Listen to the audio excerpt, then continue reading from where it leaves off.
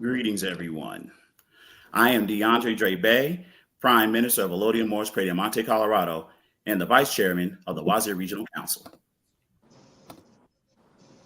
We, the competent authority of Morocco, representing our Moroccan nationals within the Empire of Morocco, are here to present our first State of the Empire address. We appreciate everyone at this time joining us on this historic day, January 30, 2024, as we celebrate our one-year anniversary of the establishment and accomplishments of the Wazir Regional Convention and share what to expect for the upcoming year. During this presentation, we will recap with our Moroccan nationals the many accomplishments during our first year in existence. The message is also to enlighten our fellow brothers and sisters that identify as Moorish Americans, Black, or African Americans who have yet to return to Morocco and choose between the entire submission to the laws of the empire as per the Treaty of Madrid 1880, Article 15, Paragraph 1. We love you and want to include you in how statehood involves you as well.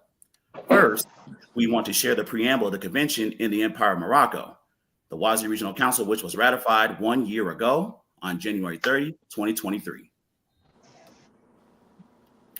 The convention in the Empire of Morocco, the Wazir Regional Council, done on 30 January 2023.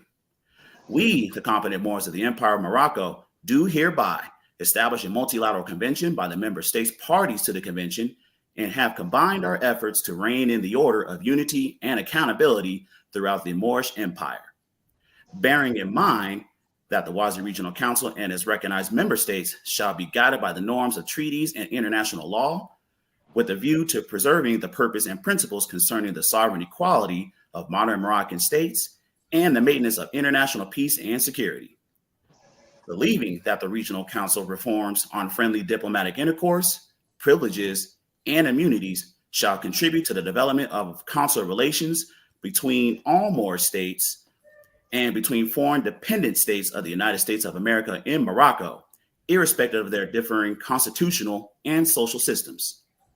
Realizing that the purpose of such diplomatic intercourse, privileges, and immunities is not to benefit individuals, but to ensure the efficient performance of the functions of diplomatic relations and consular relations by respecting the principles of Moroccan law as binding on Native Moroccans and privileged Americans. Acknowledging that the Constitution for the United States of Morocco has yet to be concluded and enacted for the purpose of establishing a central government to represent the Moroccan Empire.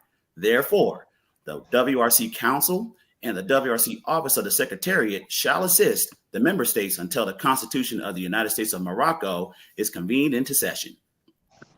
Affirming that the Council shall act in the best interest of human rights and adopt resolutions that promote the member states to accept or accede to the Council resolutions regarding administrative, legislative draft articles, judicial, economic, social, cultural, and military reforms, while the member states are at varying stages of advancement.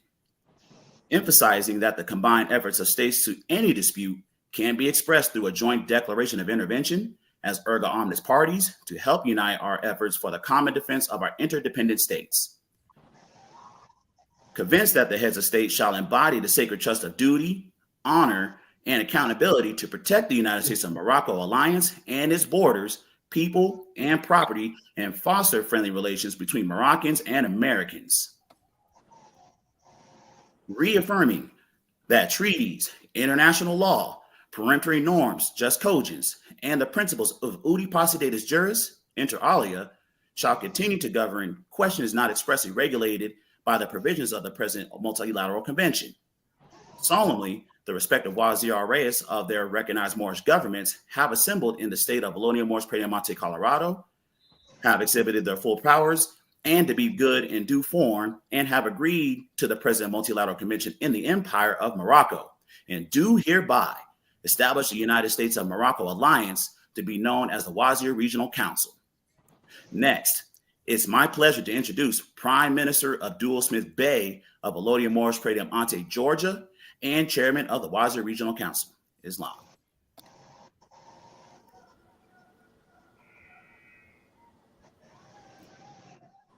Peace, love, and prosperity to all of humanity.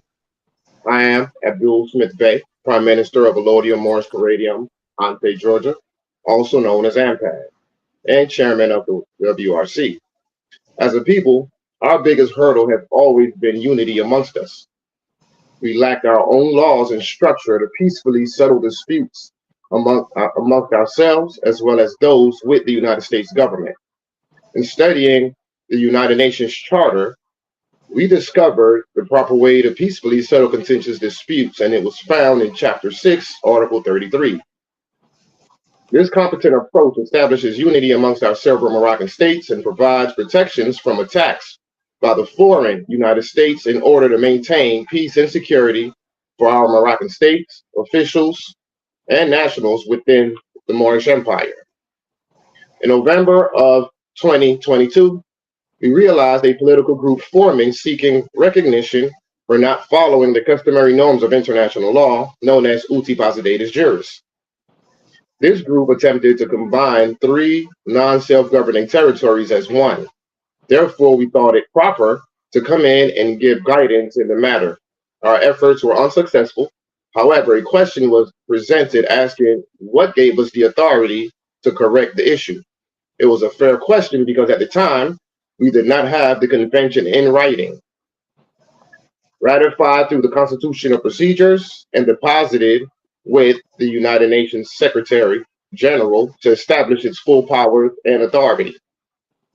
The Wazir Regional Council Convention was then drafted by the four negotiating Moroccan states, and by January 30th, 2023, it had its full powers in effect to operate as a central government on behalf of the Empire of Morocco. With established full powers found in good and due form, the WRC was able to lawfully reject recognition and excommunicate this political group, and therefore settling the dispute.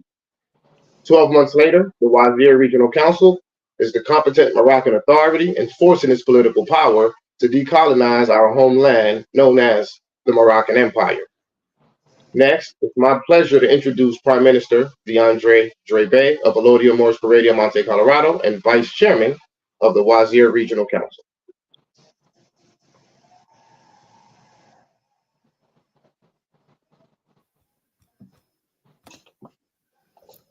Greetings.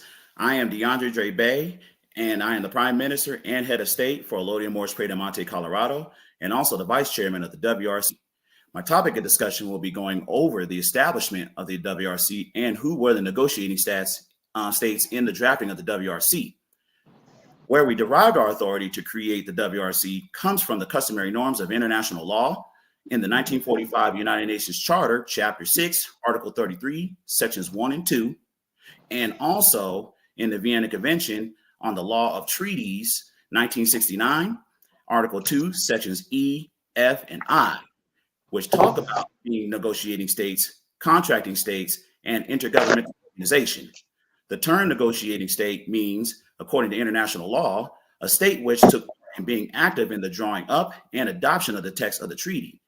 During the stage, the representatives of different states come together to discuss, negotiate, and draft the terms of a treaty with its language, obligations, rights, and provisions. Then became contracting states, which means a state which has consented to be bound by the treaty, whether or not the treaty has entered into force. The Moroccan states then created an intergovernmental organization, which is the representatives that took part in the drafting of the WRC. An intergovernmental organization is a type of international organization formed by sovereign states through formal agreements to work together on specific issues of common interest. Intergovernmental organizations facilitate cooperation and coordination among member states, addressing various global challenges such as economic development, peace and security, health, and environmental issues in which the WRC is mirroring the United Nations Charter's provisions in setting up a regional agency. The Wazirs, the heads of state of all the recognized Moroccan states, finalized the convention in the Empire of Morocco. The Wazir Regional Council, which was done on 30th January 2023, signed by the four Wazirs in the negotiating states, Alodia Moorish Radio Monte, Colorado, Alodia Moorish Radio of New Mecca, Alodia Moorish Radio Monte, Georgia, and Meru State Republic, which then gave the Moroccan states full force and effect. So the WRC is mirroring the United Nations Charter provisions in setting up a regional agency. Next, It's my pleasure to introduce Prime Minister Mia-Moore Bey of Alodia Moroccan Pradium Ante, Michigan, and member of the YZ Regional Council.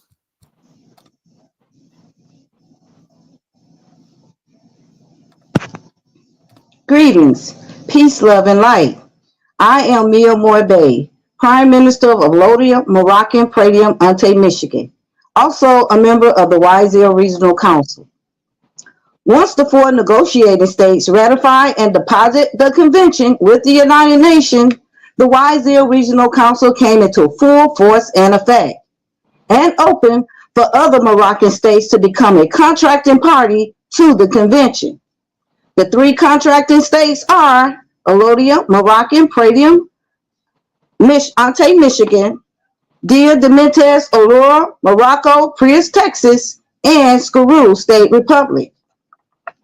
The YZ Regional Council has worked diligently to establish the infrastructure and procedures for checking the boxes. Therefore, moving forward, all political groups forming must comply to the same standards, such as they must draft a Declaration of Independence, Constitution, flag, seal, a ballot, conduct an election, and a public inauguration. Next, the political group forming must deposit these documents with the United Nations, as well as give notice to the President of the United States and the governor of the territory that is being reclaimed. In addition, the state must go through a constitutional process of acceding to international law, which ultimately converts into Moroccan law. Contracting states must petition for recognition from all other recognized Moroccan states. Therefore, thereafter, all recognized states can petition for membership into the YZ Regional Council. Next, it's my pleasure to introduce Assistant Minister of Foreign Affairs of Alodia Moroccan Pradium Ante, Colorado, and the Executive Director of the YZ Regional Council, Nova Ilou El.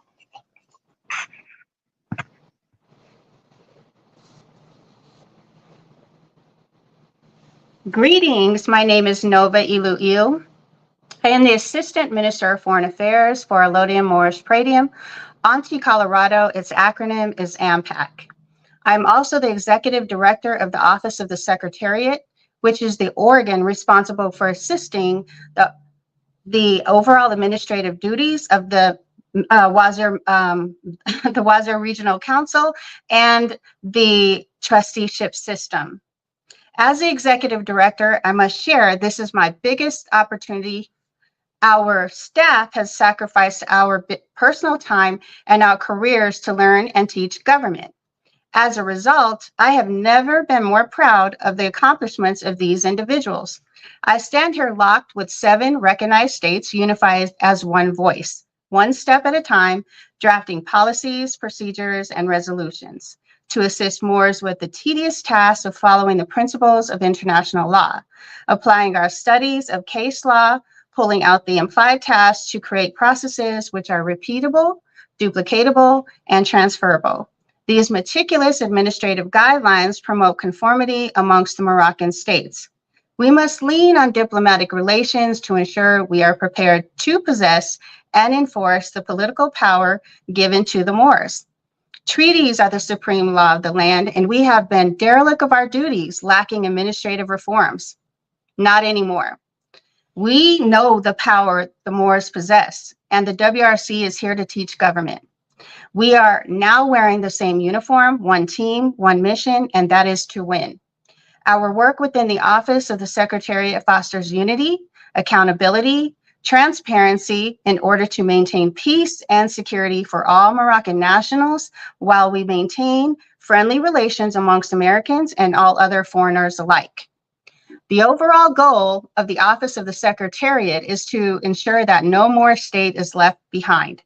We are assisting the Moroccan states to build a government, the executive, legislative, and judicial branch using similar processes within our defined territory.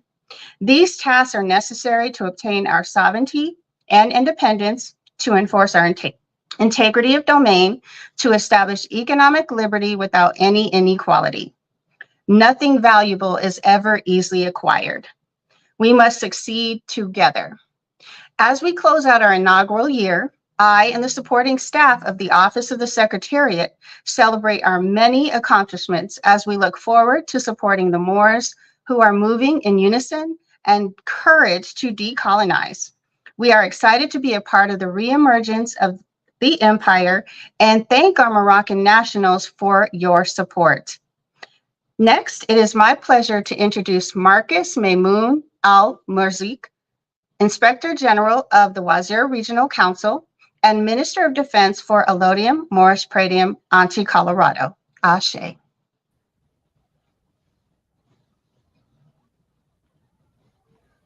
Greetings. My name is Marcus Maymoun El-Merzouk, the Inspector General of the Wazir Regional Council and the Minister of Defense for Allodium, Moorish Pradium, Auntie Colorado. The Inspector General of the Wazir Regional Council is overall responsible for maintenance of regional and international peace and security, and for equitable geographical distribution throughout the Moorish ports and trade routes. The international law of the sea shall not prejudice the treaty rights of Moors and Moorish ports in pursuance with the Act of Algeciras in 1906, Article 123, inter alia. Furthermore, recalling that the Act of Algeciras, chapters 1 and 2, set forth reforms for Moorish government to organize the police and regulate the detection and repression of contraband arms throughout the Moroccan Empire. In order to execute these instructions, the Inspector General establishes the Security Council and the Minister of Defense, who leads the Police and Military Committee, and the Sergeants of Arms of the Wazir Regional Council. There are 4 mandates of the Security Council. 1, to maintain international peace and security. 2, develop friendly relations among nations. 3, cooperate in solving, investigating international disputes, problems, and promoting respect for human rights. And 4, to be the center of harmonizing the actions of nations. Next, it is my pleasure to introduce Prime Minister Akil Bey of Meru State Republic and President of the Trusteeship Council and Co-Chairman of the Wazir Regional Council. Ashe.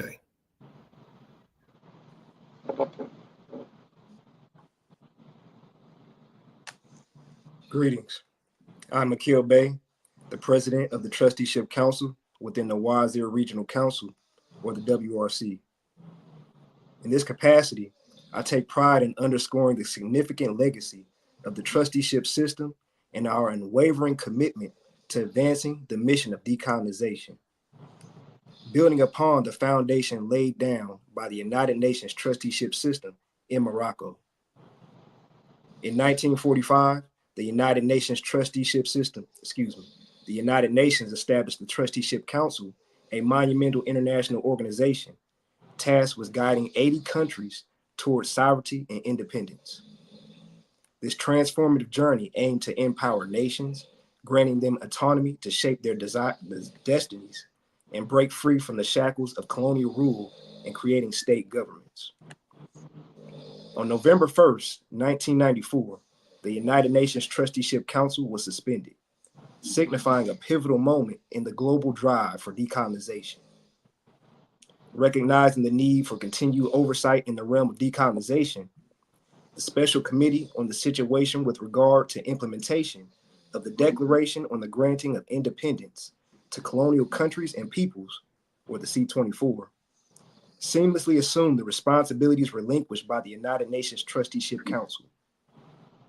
Recognizing the evolving landscape of decolonization in the Moroccan Empire, the trusteeship system of the WRC was established on January 30th of the year 2023. This strategic move aims to capitalize on the voids within the decolonization process and further the goals initiated by the United Nations in Morocco. Today, the WRC proudly carries the mantle, continuing the legacy initiated by the United Nations Trusteeship Council. Our commitment goes beyond borders, with a special focus on assisting Moors in their journey to decolonize and reclaim their rightful place on the global stage. The WRC recognizes the importance of justice, self-governance, and the empowerment of human rights. In truth, law, and conclusion, the entire world is in the Moroccan Empire, and it is the duties of the WRC to assist Moors all around the world to decolonize. From the United Nations Trusteeship Council's impactful work to its suspension in 1994, and its empowering and most necessary rise of the WRC's Trusteeship Council, the mission of decolonization endures. Let us move forward united, advocating the rights of states and ensuring that every community, including the Moors, can fully embrace the freedom and sovereignty they rightfully deserve. Next, it's my pleasure to introduce Prime Minister Kendon Bey of Dia de Mentes, Lorem, Morocco, Prius, Texas, Vice President of the Trusteeship System and member of the Wazir Regional Council. Thank you.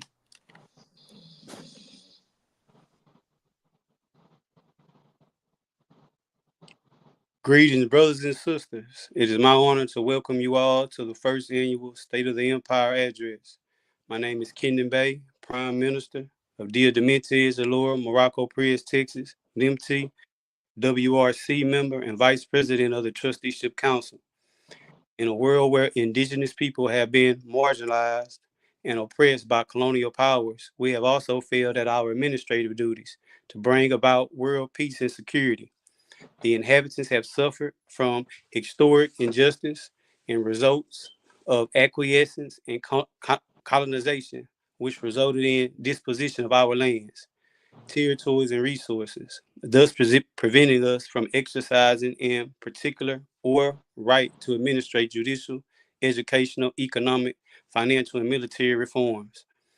The trusteeship system of the Wazir Regional Council, WRC, is supporting 22 political groups forming in an effort to claim back each non-self-governed territory.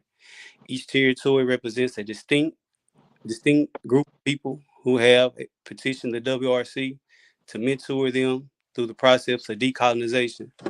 The 22 political groups involved in this noble endeavor include the colonial states of Alabama, Arkansas, California, Connecticut, Florida, Illinois, Kentucky, Maryland, Massachusetts, Minnesota, Mississippi, Missouri, Nevada, New York, Ohio, Oklahoma, New Jersey, Pennsylvania, South Carolina, Washington, Wisconsin, and Canada. These ambitious Moors represent a thick quilt of nations taking a stand, each contributing to the shared vision, unified Moroccan states. The WRC commitment to decolonization is rooted in the further understanding of international and Moroccan law. We must look to the future and embrace change in order to restore the empire and to promote the rich culture of the people, Moroccan people. The road ahead looks promising for all humanity. Next, it is my pleasure to introduce Prime Minister Aziz Hano Bey of Skarou State Republic, Director of the Trusteeship System and member of the Wazir Regional Council.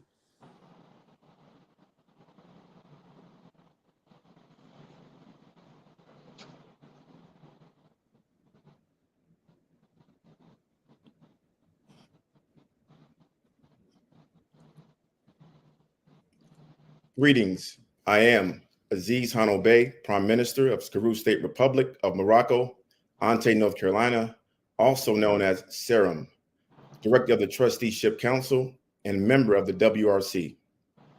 I have the prestigious honor in presenting to you the symbol of our journey as our Moroccan nationals, what will ever signal the world that the Empire Morocco stands, and which is our empire flag.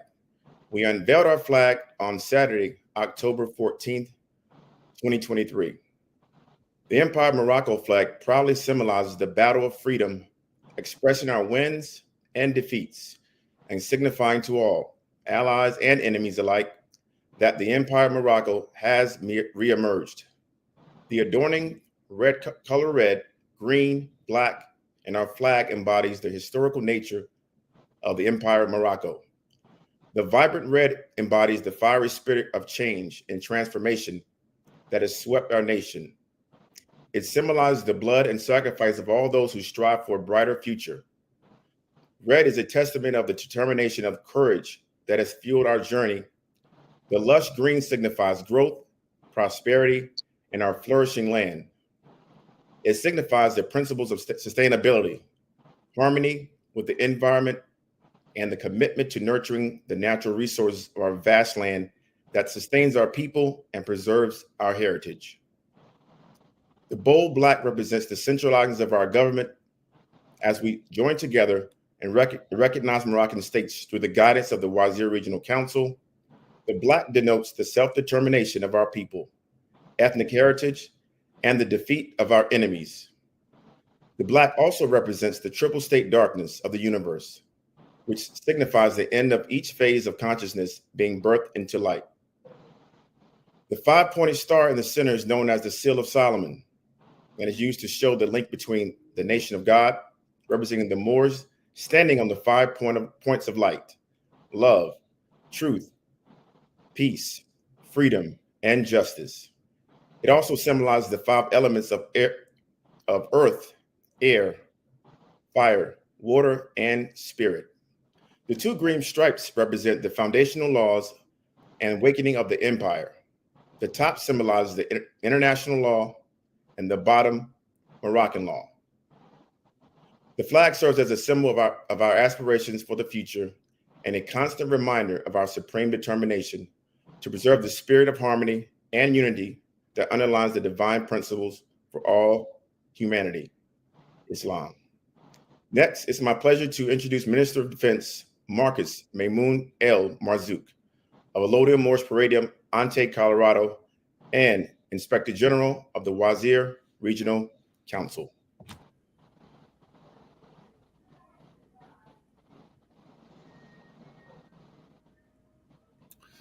Greetings. I am Marcus Maymoun El Marzouk, the Inspector General of the Wazir Regional Council and the Minister of Defense for Alodia Moorish Palladium, Ante, Colorado. I would like to share a story regarding the Moroccan-American Treaty of Peace and Friendship dated 26 June 1786, which outlined 25 articles between the Empire of Morocco and the United States of America. The Moroccan-American Treaty was negotiated very expeditiously. In part, this was because the commissioner's agent, Thomas Barclay, wasted no time in opening negotiations, but it also reflected the desire of the Moroccan Emperor, Sidi Mohammed III, for an agreement with the United States of America. The emperor had opened Moroccan ports to the American ships in 1777, and since 1778 had been seeking a treaty. In 1787, treaty was ratified and became known as the Treaty of Peace and Friendship between Morocco and the United States of America.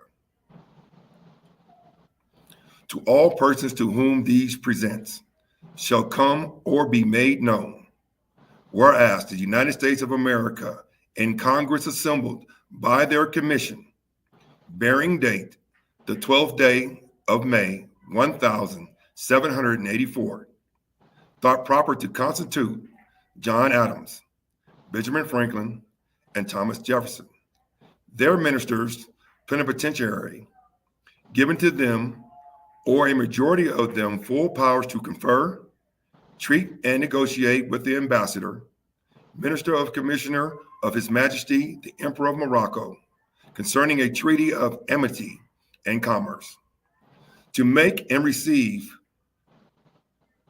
proportions of such treaty and to conclude and sign the same, transmitting to the United States in Congress assembled for their final ratification. Which brings us to one of the known full powers, a term of international law, and is the authority of a person to sign a treaty or convention on behalf of a sovereign state. Persons or other head of state, head of government, or foreign minister of the state must produce full powers in order to sign a treaty binding their government. Furthermore, almost 20 years later, nearly 30 nations convened in January 1990 at Versailles just outside of Paris, France. The conference was called to establish the terms of peace and is known as the Treaty of Versailles. The Treaty of Versailles articulated the negotiations reached at the conference. It included the planned formation of the League of Nations, the first worldwide intergovernmental organization whose principal mission was to maintain world peace. It was founded on 10 January 1920 by the Paris Peace Conference that ended the First World War, which would serve both as an international forum and an international collective security agreement. Later, the League of Nations became the United Nations on 20 April 1946. Founded in the wake of the Second War, the United Nations is the largest intergovernmental organization in the world and the main entity that formalizes, monitors, and enforces the norms of international law. My story continues as we decolonize from the United States of America by following the instructions outlined in the Treaty of Peace and Friendship, 1787 and 1836, Treaty of Madrid, 1880, and the Treaty of Algeciras, 1906, which provided the constitutional procedure of each state that provides the authority to the Wazir Regional Council. It is my pleasure to introduce Nova Ilu Il, Assistant Minister of Foreign Affairs of Elodium Moorish Palladium Ante, Colorado, and Executive Director of the Wazir Regional Council. Ashe.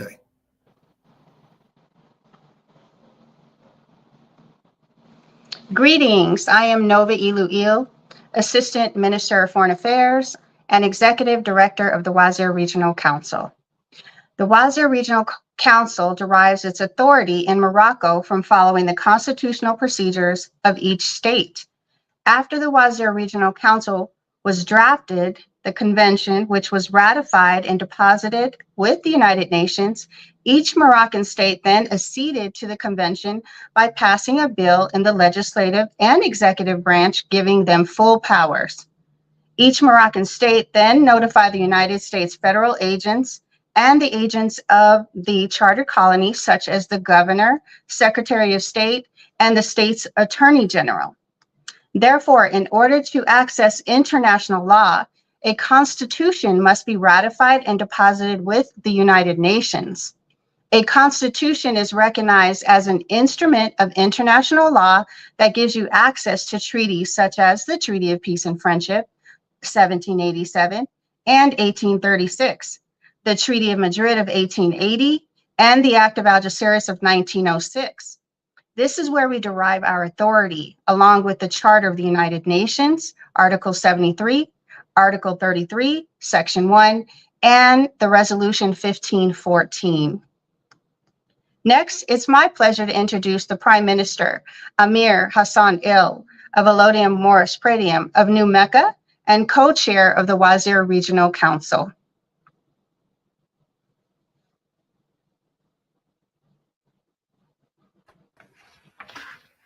Greetings. I am Amir Hassan El. I stand before you today as the Prime Minister of Elodium Moorish Palladium of New Mecca and the co-chairman of the Wazir Regional Council. I want to start by acknowledging the pain and struggle that many of us have faced as members of the WRC. We understand firsthand the challenges of being labeled as Moorish American, Black, and African American. We've experienced the hardship of being at the bottom of the economic, educational, and social ladder, all while under the jurisdiction of the United States. But today, I bring you news of hope and progress. On June 8th, 2024, the Moroccan states will gather in the jurisdiction of Elodium Moorish Palladium Ante, Georgia, for our first inaugural caucus meeting. It is during this historic gathering that we will swear in the first Sultan of the Empire of Morocco and deliberate on the interpretations and enforcement of both international and Moroccan laws to decolonize our beloved empire. Our election of the Sultan is rooted in the Supreme Treaty of the Act of Algeciras, which emphasizes adherence to Moroccan treaties and acknowledges the Sultan as the head of state, working in unison with the Empire of Morocco. As we embark on this journey, our Moroccan states will focus on decolonizing the Empire of Morocco, one state at a time. Currently, we have 7 Moroccan states moving toward fulfilling the triple principle laid out in the Act of Algeciras. Our ultimate goal is to unite all Moroccan states under one constitution, the United States of Morocco Constitution. This monumental event is open to all nationals and government officials who are part of the statehood and decolonization movement. We will also be hosting the inauguration of the newly elected Sultan, marking a new chapter in our history. You've heard about the strides made by the Wazir Regional Council in the past 12 months, but our vision extends far beyond that. We, the Moroccan state government, are forging ahead to form the United States of Morocco. That means that we will have a self-governing state with the rights to make our own laws, protect our nationals, and control the jurisdiction of our borders. The Wazir Regional Council was established by 4 contracting Moroccan states seeking protection for their people. We were guided by the triple principles of the Treaty of the Act of Algeciras of 1906, which emphasizes sovereignty and independence, integrity of domain, and economic liberty without any inequality. For Moroccan nationals, the journey toward decolonization brings numerous benefits.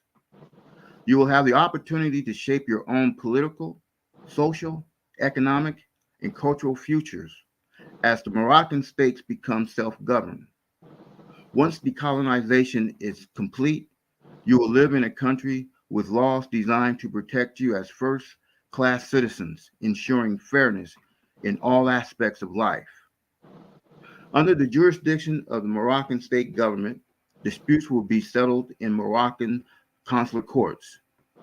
You will have the freedom to live wherever you can afford. This is your right as Moroccan nationals, enabling you to shape your own destinies and build a brighter future for generations to come. Thank you. Next, it is my pleasure to introduce Prime Minister Abdul Smith Bey of Elodium Moorish Palladium, Ante, Georgia, and the Chairman of the Wazir Regional Council. Wow. What is the source of our problems? You may ask, what is the source of our pain? What is racism? What is discrimination or oppression? These are the manifestations and mechanisms of colonialism. To my brothers and sisters languished in American society, we are being colonized on our own homeland, historically known as the Empire of Morocco, as the United States and its several charter colonial states are in Morocco and act as the administrators over our conquered territories. As chairman of the Wazir Regional Council, I am proud to announce to the world and the member states of the United Nations that decolonization is underway here in the Empire of Morocco, and the United States government must acquiesce as they have no political interest in Morocco. The constitution for the Empire of Morocco is currently being drafted, and the democratic election for the Sultan is taking place in the next few months. We are building up, and once we complete the arduous task, the United States government is left with no choice but to relinquish all jurisdiction and concede to the Sharifian authorities of the Moorish Empire under Moroccan law. The preamble to our Moorish Treaty, the Act of Algeciras of 1906, affirms and recognizes our Bill of Rights, coded in the preamble in the principles of sovereignty and independence, integrity of domain, and economic liberty without any inequality. by virtue of the fact that the United States government ratified this treaty through their constitutional procedures, they have agreed to our Bill of Rights, and at this very moment, we are enforcing these rights. Take notice, there's a political chess match currently taking place before the world between the Wazir Regional Council and the United States government, and according to our various Moorish treaties and international law, we are in the winning position, and therefore we expect to get the victory at the International Court of Justice. In the case between France and the United States of 1952, cited as case concerning rights of national of the United States of America in Morocco, the judgment delivered by the International Court of Justice exposed many secrets the United States government has kept from their citizens and subjects. One of which is that the United States of America is in the Empire of Morocco. But just as important is the fact that the United States and its citizens are subject to Moroccan law, and that prior assent from the United States government is not required. It was also made clear that there are no treaty rights conferring fiscal immunities upon the United States government, meaning that they are obligated to pay taxes to the Moorish Empire. They were awarded limited jurisdiction over the Moors due to treaty rights, but more egregious because of our tacit acquiescence to the United States government resulting from our ignorance and reflected by our own leadership who sold us out over many decades. I take the time now to shed light on criminal activity exercised by the government of the United States and the Kingdom of Morocco, in which they conspired to commit genocide against the Moors by attempting to strike Article 15 from the Treaty of Madrid 1880, rendering Moroccan nationality obsolete and without effect. It came by way of a note sent to the government of the United States from the newly established Kingdom of Morocco, expressing a desire to strike Article 15 from the record, and the United States agreed by saying, and I quote, "The government of the United States of America considers that in line with historical developments, Article 15 of the Madrid Convention on Protections of 1880 has become obsolete and without effect. These actions violate the peremptory norms of international law that protects human rights and falls in the category of genocide." There's a conscious push for reparations by Moroccans improperly identified as Blacks or African Americans. What you must understand, brothers and sisters, is that reparations are never awarded to subjugated individuals. As an example, when Vietnam and Korea received reparations, it was awarded to the government, not the people. So my question to you is this: where is your government to properly demand reparations from the United States? Until now, it never existed, as the Wazir Regional Council and its several Moroccan state governments are currently undertaking the due process of decolonization, from which reparations shall be awarded to the Moorish government on behalf of the people. Finally, I now bring Chapter 4 of the Act of Algeciras to the attention of the United States government to remind these colonists that the Moroccan Empire is in charge of taxation and creation of new revenues in Morocco. Moreover, ICJ case law states that the United States and its citizens are subject to Moroccan law, rules, and regulations. Therefore, for the record, we the Moors shall no longer consent or acquiesce to the political or juridical de facto claims made by the United States District of Columbia or its charter colonial states in the Empire of Morocco. And to these ends, although not affiliated with the Moorish Science Temple of America, we'd like to extend warm honors and appreciation to Prophet Noble Ali, the very first patriot of the conquered Moorish nation, naturalized in American jurisdiction as Negroes, Blacks, Coloreds, African Americans, and Moorish Americans. Islam. To conclude this presentation, I now open the floor for 15 minutes for any questions or comments from the live audience. Thank you.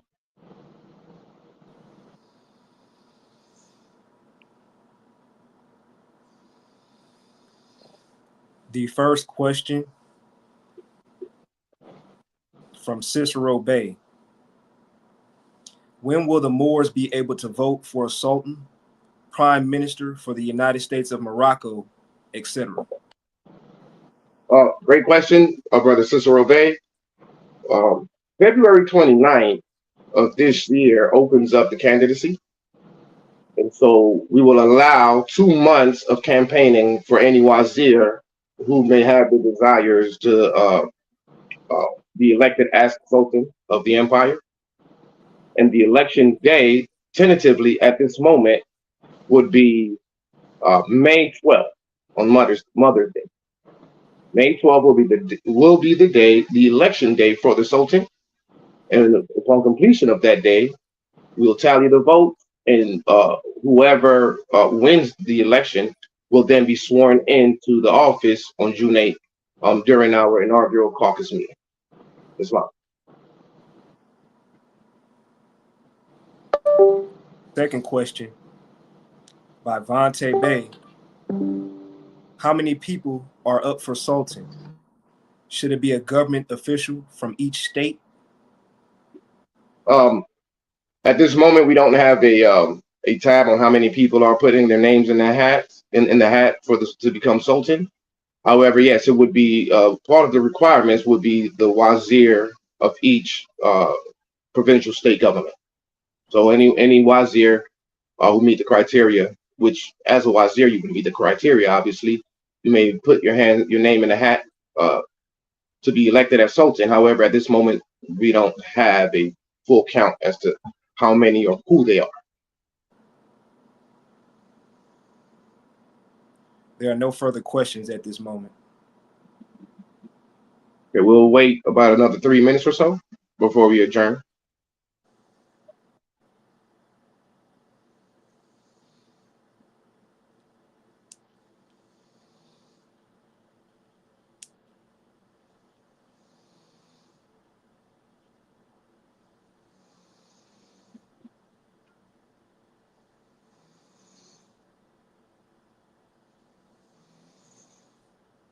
And obviously, I give thanks to everyone that has any questions, and I also give thanks. We give thanks to any and all participants of this proud moment of the State of the Empire address. We've come a long way.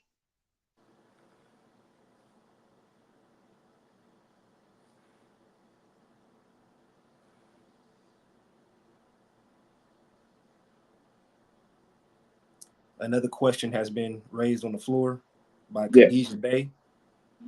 Yes. How long will the Sultan hold his seat? Great question. Now, the Sultan would hold a 7-year term on a democratic process, with 3. What's the word I'm looking for? With 3. Recurring. What was that? Recurring. Well, not recurring. Recurring is not the term. I'm missing the word. It's on the tip of my tongue. So there's 3 terms with 3 different terms. If re-elected, right? So you have each term is 7 years. That comes with re-election. So it's a total of 21 years if the Sultan is re-elected each 7 years. That would make it a total of 21. I hope I answered the question. Next question by Vontae Bay. Is it only a male wazir, correct? That is correct. Only a male wazir would be the Sultan. The Sultan would be a male. It would never be a female. The next question by Tria Brown. Hold that question, Wazir. Allow me to qualify that statement. What the nationals need to understand is that the legislative branch is composed of strictly matriarchs. and the legislative branch of the empire will be composed of strictly Sayarajas, which are the speakers of the House. So to bring balance to the structure, our three branches of government, the Sultan would have to be a male to balance out the fact that we've got 13 matriarchs per state that make up the legislative branch. That's a lot of power in the hands of the mothers. Assuming that we reclaim all 50 states, which we will. Now you're looking at about 650 legislators as females. So to balance it out, we need a male as the Sultan. And furthermore, all treaties recognize the Sultan as a male and not a female. And these are the reasons why. I yield to the next question. The next question by Tria Brown. Will there be a replay, and where will it be available? Yes, there will be a replay, and it will be available on the Wazir Regional Council YouTube channel on YouTube. Next question by Raja L.W. Bay. How does this affect brothers and sisters in the islands like Bermuda? Well, it doesn't affect them in a negative way. It certainly doesn't. And if anything, it actually brings protection to the brothers and sisters in Bermuda. If we're talking, there's two different legal personalities we're looking at here: the WRC versus the Empire of Morocco. Once the Constitution is drafted and enacted, and the Empire is back online, all those several states could petition to fall under the protections of the Empire, and that's how they will be affected. They will be affected in a positive way, meaning that they would be able to gain protections from the Moroccan Empire. Great question. Next question by Hakeem Bey. Has the Constitution been drafted already, stipulating the conditions of eligibility? But the Constitution has not yet been fully drafted. It is in the works. And before it's fully enacted, obviously, all the several government officials will get a chance to review and amend the Constitution, if necessary, before we fully enact it, ratified, and bring it into full force and effect. But at this moment, it's not fully drafted. It's still in the works. Next question by Khadijah Bey. Will our Sultan election be made aware on major news networks? Well, they say that they say that the revolution will not be televised. I believe this one will be televised. If you're referring to the election process and then the swearing-in process, not 100% sure. Obviously, we will petition certain news channels to come in and record the ceremony. Or should I say broadcast the ceremony, but at this moment, we're not sure if they would or wouldn't. What will be televised, however, are the proceedings at the International Court of Justice. You can best believe that one.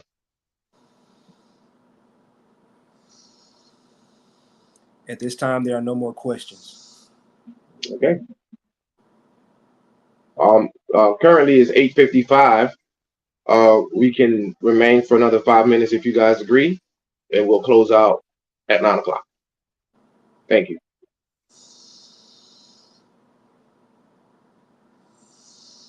Another question has been raised on the floor. Yes. Hakeem Bey. Hakeem Bey. Gratitude. In that case, the conditions for eligibility should be extended to all nationals of the Moorish states that are parties to it, not just the wazirs thereof. Will this be considered? It's already been thought of. It's not on the table as part of the consideration. You would have to be a wazir. If you're going to be a sultan, if someone is going to take the position or the office of sultan, that means that individual would need to be in a position of leadership. You're talking about leading an entire empire. So it wouldn't be, we don't think that it would be of a smart idea to allow junior officer, such as, let's say, for example, a Sharif, to put their name in a hat if they're not even in a position of leadership as a head of state. So we're looking at part of the qualifications that we're looking at is leadership skills and leadership quality, being in a leadership position to then transition from your state to lead an entire empire. And that's the thought process that went into identifying who would be qualified to be the Sultan, considering that we are indeed going through our varying stages of advancement. And thank you for that question, Hakeem, and comment. It was a comment / question is what it appears to be. Next question by Kwame Asher Bey. Can anyone attend the ceremony? That's correct. Anyone could attend, but not anyone can vote. The only ones that can vote for the Sultan are Moroccan nationals, those who have chosen between the entire submission to the laws of the empire and are now nationals of any of the several Moroccan states. That's the limit of the people who can vote for the Sultan. So if you want to take part in this historical event, you'd have to become a political group forming, establish your state, gain recognition, and from that point forward, then you'll be able to vote for the Sultan. Next question by Al Malik Muhammad Bey. Greetings. Do you have to be a member state of the United Nations before you take another member state of the United Nations to the ICJ? Great question. No, we do not. The Moors need to understand that as long as you are a state government with a ratified and deposited constitution, you become a subject of international law. Meaning that with that status, it is more than reasonable for a state to take another state to the International Court of Justice in order to settle a dispute, to now allow it to interfere with peace and security on planet Earth. And that's the purpose of the ICJ and the United Nations. You don't have to be a member state. Now, here's the other part of the question. Once you have become a de jure state government by following the protocols and procedures set forth in Article 102 of the Charter, you automatically become a non-member state, right? So you now from that point, then you may petition to become a member state. But as a member state or non-member state, they all have the same status, which means that they all are subject to international law.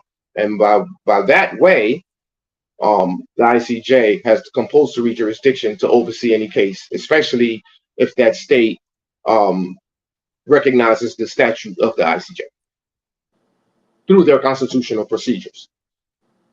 So to answer the question directly, yes, non-member states and member states can utilize the International Court of Justice as remedy to settle disputes between states. Next question by F. Turnage Amir L.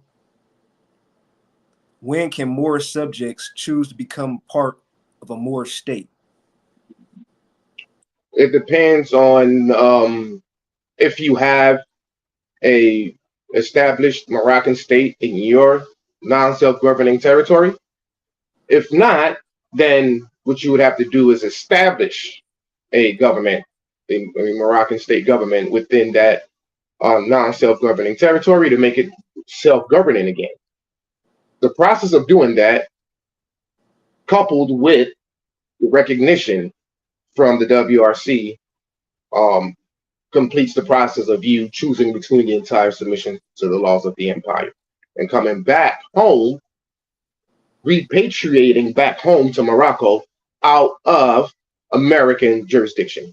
That's the goal. We want to get out of American jurisdiction and come back into Moroccan jurisdiction, although many Moors may not necessarily see it as such.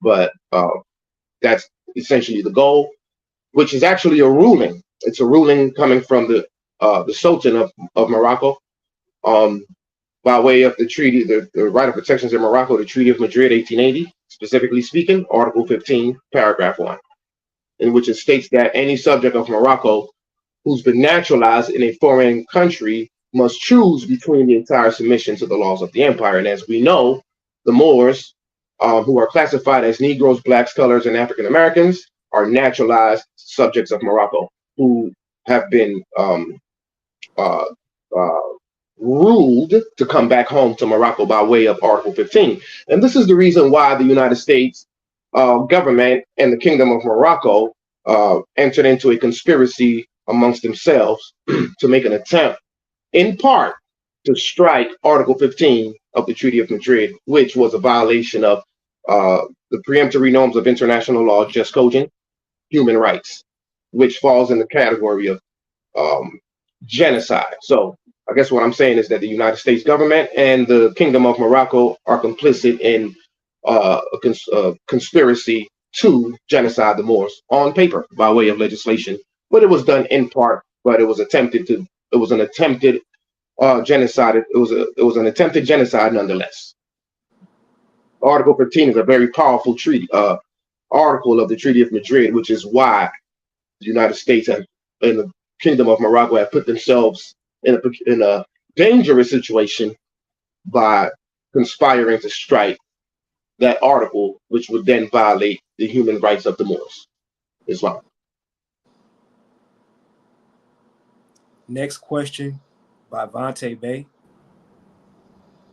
Can we get introduced to those who will be up and running to ask questions of their vision for the empire? Wazir Venetia Bay here. I'm not. Could you repeat that question, sir? I believe it's been answered already, but I'll repeat it. Okay. Can we get introduced to those who will be up and running to ask questions of their vision for the empire? Can they be introduced to who? The Moroccan government's wazirs? I'm not. I would need for the system to clarify that question. They're referring to point of privilege, Chair. They're referring to the wazirs that's going to run for the Sultan. Oh, perhaps. Okay. Well, yes, you have an opportunity. That's part of the campaigning for each wazir who's running for Sultan. Yes, of course, the people has an opportunity, has the right to ask questions. Question the wazir who's running for Sultan. You all got to remember, we're public servants. Our power is invested in the people. The people, you're the boss, and we answer to you, which is why it's important and it's incumbent upon U.S. nationals to have a great understanding of your Constitution, whether it be the Constitution for your state and or the Constitution for the empire, because you serve as the fourth branch as checks and balances to keep your government officials in check. This is part of the reasons why the United States has gone unchecked, because the citizens don't understand the Constitution or even how to hold their government officials accountable. So if we want to maintain the empire, then it's incumbent upon us to be well versed in our Constitution and the procedures necessary to keep the government officials in check and in line to not violate the Constitution and therefore violate the rights of the people. Are you? Next question by Al Malik Muhammad Bey. Yes. Have any of the Moroccan states of the WRC received a resolution date as a member state of the United Nations? No, we have not, because we haven't petitioned to be a member state of the United Nations.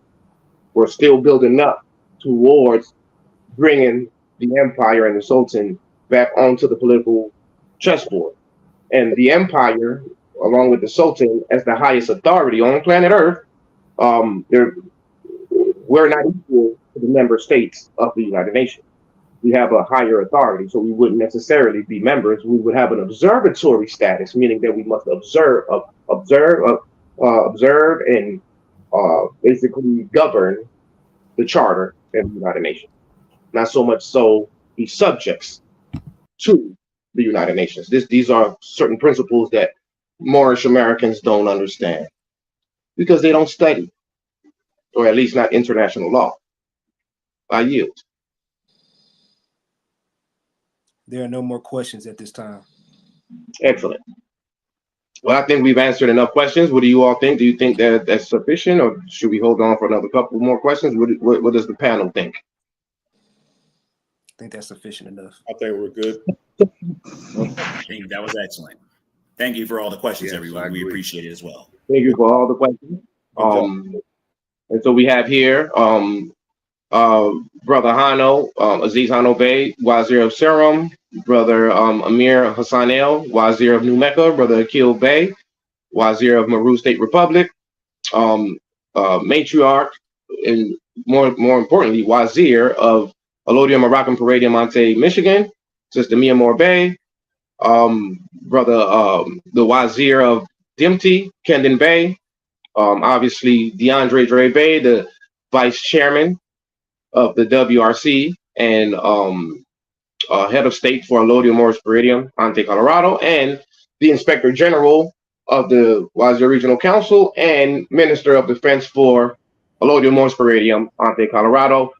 And obviously, she might have stepped away or maybe got kicked out. But we also had the lovely Nova Eluel, the Executive Director of the Wazir Regional Council and Assistant Minister of Foreign Affairs of Alodia Morris Peridium, Ante, Colorado. Thank you all for your hard work and your points of interest. Thanks to the floor and all the participants. Thank you for your support and continue following this movement. It's for the people. It's for our posterity, meaning that it's for your children. And it's obviously with the highest intent as set forth by the teachings of Prophet Noble Drew Ali to uplift fallen humanity. And we're on the job on behalf of the people. Thank you very much. And with that, we yield Islam. May you all have an excellent evening and may the blessings of life be upon you all. Peace and love, everyone. Peace, love. Peace and love. Thank you, Islam. Peace, everybody.